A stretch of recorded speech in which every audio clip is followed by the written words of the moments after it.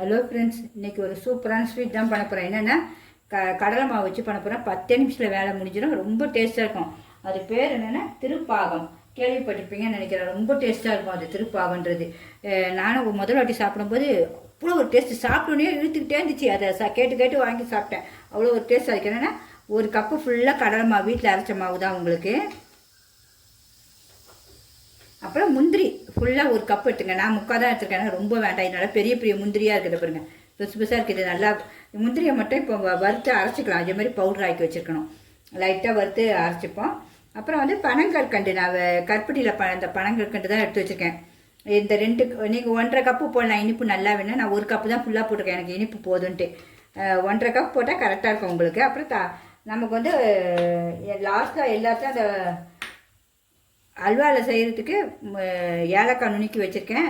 என்னென்ன நட்ஸ் இருக்கோ அதெல்லாம் உங்களுக்கு, திராட்சை, எண்ணெய், பாதாம், பிஸ்தா எல்லாமே என்னென்ன தேவையோ அவ்வளோ போட்டுக்கோங்க. அவ்வளோ டேஸ்ட்டாக தான் இருக்கும் சாப்பிட. மிஸ் பண்ணவே பண்ணாங்க, சாப்பிடுங்க. அதுக்கப்புறம் மெயின் வந்து இதுக்கு வந்து 1 கப்பு, நம்ம எந்த கப்பு கடலை மாவு எடுத்தோமோ அந்த 1 கப்புக்கு 1 கப்பு ஃபுல்லாக நெய் தேவைப்படும். நான் நெய் எடுக்கிறேன். ஏன்னா 1 வயசுக்கு அப்புறம் நெய் நமக்கு வேண்டான்னு தான் நான் எண்ணெய் தான் எடுத்துருக்கேன். ஏன்னா அதிலே கொஞ்சம் கொஞ்சமாக ஊற்றேன் கிட்ட போகிறேன். நீங்கள் சின்ன பிள்ளைங்களுக்கு, வாலிப தம்பிங்கன்னா நீங்கள் எண்ணெய் வச்சு பிள்ளைங்களுக்கு நெய் வச்சு செய்யுங்க. ஏன்னா நான் எண்ணெய் வச்சா சரி, அதுவே சூப்பராக தான் இருக்கும். அப்புறம் நமக்கு இதே கப்புக்கு 2 கப்பு பால் வேணும். அதையும் எடுத்து வச்சுருவோம். நம்ம 2 கப்பு பால் ஊற்றி வச்சுருவோம். திக்கான பால் தான், இப்போ தான் காய்ச்சி வச்சுருக்கேன். 1 கப்பு.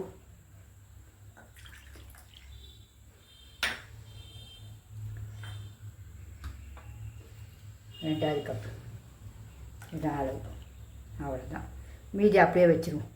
2 கப்பு ஃபுல்லாக ஊற்றணும், நமக்கு தேவைப்படும். ஏன்னா நமக்கு கடலை மாவு வேகணும் நமக்கு, அதுக்காக தான். இப்போ ஒரு கடாய் வச்சுருவோம். லைட்டாக நம்ம முந்திரியை ஃபுல்லாக எண்ணெய் ஊற்றி வறுத்துருவோம். இந்த இவ்வளோண்டு எண்ணெய் தான் ஊற்றுறேன், சும்மா வறுபடுறதுக்காக, வேற ஒன்றும் இல்லை. வறுக்கட்டும். பொன்னிறமாக வறுத்தாச்சு. இனிமேல் நம்ம இதை வந்து அப்படியே ஒரு மிக்சியில் போட்டு பொடியாக்கி வச்சுருவோம். என்னுடைய சமையல் பிடிச்சதா கண்டிப்பாக லைக் பண்ணுங்கள், உங்கள் ஃப்ரெண்ட்ஸுங்களுக்கு ஷேர் பண்ணுங்கள். இதை பொடியாக்கணும். அதுக்குள்ளே நம்ம இந்த கடலை மாவை இதில் போட்டு லைட்டாக அப்படியே வறுத்துருவோம். அந்த பச்சை வாடை போகணும்ல. பெரும்பாலும் வீடுகள்லேயே அரைச்சி வைங்க, அதுதான் நல்லது. பாக்கெட்டுங்களோட உங்களுக்கு ரொம்ப வந்து உடம்புக்கு நல்லது அதுதான். நமக்கு எல்லாமே நான் அரிசி மாவு இது எல்லாமே அரைச்சி வச்சுருப்பேன். அப்படியே ஸ்லோவில் தான் வச்சுருக்கேன். அப்படியே வறுபடுத்தேன். அதுக்குள்ளே முந்திரியை அரைச்சிட்டு வந்துடுறேன். மனம் வந்துடுச்சு. இப்போ நம்ம அந்த முந்திரியை அரைச்சி வச்சுருக்கோம்ல, அதை போட்டு வந்துடுவோம். முந்திரி வந்து வறுத்தது தான், அதனால் ஒன்றும் இல்லை. இது இருந்தால் கூட கொஞ்சம் நம்ம அந்த பாலை ஊற்றி கழுவிடுவோம்.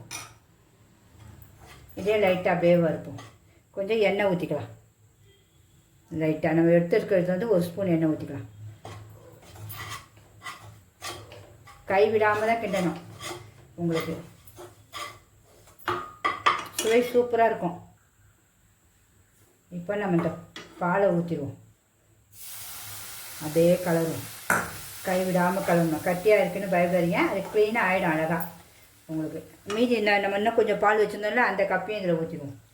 அந்த பாதாமியாக அப்படியே அந்த மிக்சியும் கழுவி ஊற்றிருக்கேன், வேறு ஒன்றும் இல்லை. இதெல்லாம் நல்லா வறுபட்டுச்சு. உங்களுக்கு வயிறுலாம் வலிக்காது, நல்லா க்ளீன் ஆகிடும். நல்லா கிளறணும்.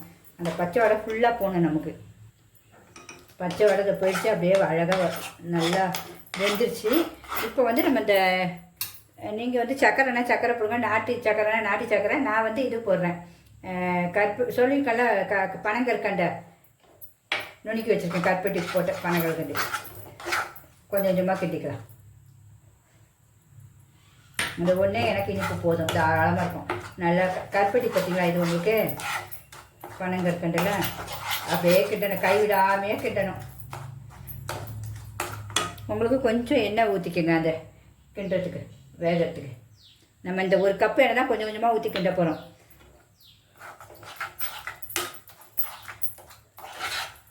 செம்ம சூப்பராக இருக்கும். ஒரு வாட்டி இந்த திருப்பாகத்தை செஞ்சுட்டிங்கன்னா விடவே மாட்டீங்க. பிள்ளைங்க விரும்பி கேட்பாங்க. ஏன்னா அதில் முந்திரியும் சேர்றதுனா அவ்வளோ ஒரு டேஸ்ட்டாக இருக்குங்க. அப்படியே திரண்டு வரும். நல்லா வேக வேக வேக இந்த இப்போவே வருது கொஞ்சம் திரண்டு. இது பார்த்தீங்களா, இன்னும் கொஞ்சம் வேகட்டும். இப்போ மறுபடியும் இன்னும் கொஞ்சம் எண்ணெய் ஊற்றுவோம். நல்லா இன்னும் இவ்வளோ எண்ணெய் இருக்குது.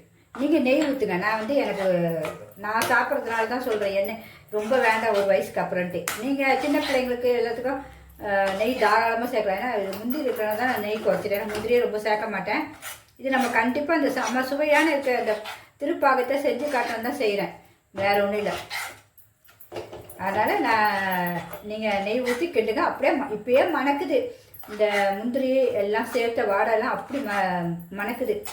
அதுக்காக நம்ம அந்த இதெல்லாம் நம்ம ஏலக்காய் பொடியும் போட்டுருவோம். ஏலக்காயும் சுக்கும் தான் போட்டிருக்கேன், ரொம்ப மனம் இருக்கும். இதெல்லாம் வறுத்துருவோம். நெட்ஸெல்லாம் ஒரு ஏனத்தில் வச்சு வறுத்துடுறேன். இந்த திருப்பாகம் முடிஞ்சிருச்சு. இப்போ நமக்கு இந்த எண்ணெயே இவ்வளோ மீதி இருக்குது நமக்கு. அதனால் இதில் ஊற்ற வேண்டாம். நம்ம எண்ணெய் பிரிஞ்சு வருது. நம்ம இந்த முந்திரி திராட்சைலாம் வச்சுருக்கோம், அதை வறுத்துருவோம்.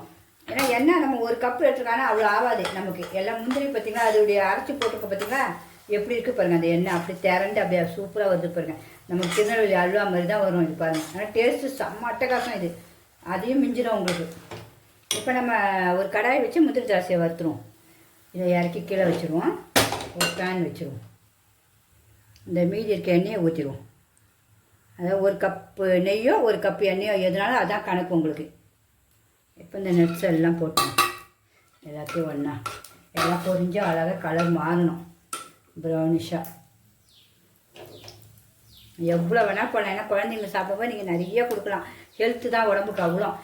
அந்த பாதாம் பிஸ்தா அதெல்லாம் ரொம்ப ஹெல்த்தி உடம்புக்கு. முந்திரியோடு நம்ம இதுங்களை நிறையா சேர்க்கலாம். உங்களுக்கு திராட்சைலாம் அப்படியே குண்டு குண்டாக பலூன் மாதிரி நல்லா உவ்விடும். உங்களுக்கு நல்லா கலர் சவுந்து வரட்டும், மனமும் வந்துடும். மனமும் சூப்பராகிடுச்சு. இனிமேல் இந்த அப்படியே இதை வச்சுருவோம். இதில் அப்படியே ஊற்றிடுவோம்.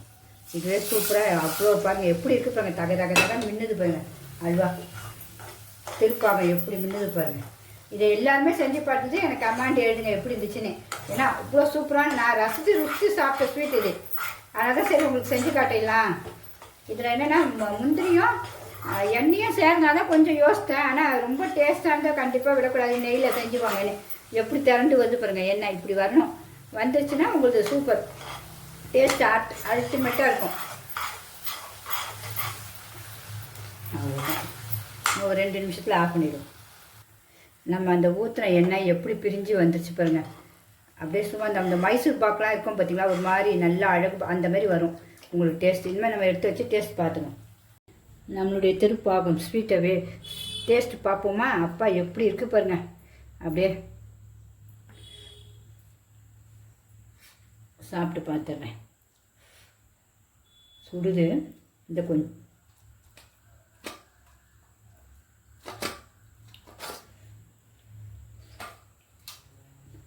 அப்பா செம்ம டேஸ்ட்டுங்க. அந்த நெய் வாடகை கூட எண்ணெய் ஊற்றினாலும் அந்த நெய் மாதிரி தான் இருக்குது. ஏன்னா அந்த முந்திரி பார்த்திங்களா அவ்வளோ ஒரு டேஸ்ட்டு. கடலை மாவில் செஞ்ச மாதிரியே இல்லைங்க, ஒரு அற்புதமாக இருக்குது சுவை. கண்டிப்பாக மிஸ் பண்ணவே பண்ணாங்க. எல்லாருமே செஞ்சு ருசித்து இப்படி சாப்பிடுங்க. அவ்வளோ ஒரு டேஸ்ட்டு, விடவே விடாதீங்க. இந்த கடலை மாவு வச்சு சிம்பிளாக 10 நிமிஷத்தில் முடிச்சிடலாம். உங்கள் வீட்டுக்கு வந்திருக்க விருந்தாளுங்க உங்களை புகழாமல் போகவே மாட்டாங்க கண்டிப்பாக. உங்களுக்கு பிடிச்சிருந்தா கண்டிப்பாக லைக் பண்ணுங்கள், உங்கள் ஃப்ரெண்ட்ஸ் அண்ட் ரிலேட்டிவ்க்கு ஷேர் பண்ணுங்கள். ஓகே ஃப்ரெண்ட்ஸ், பாய்.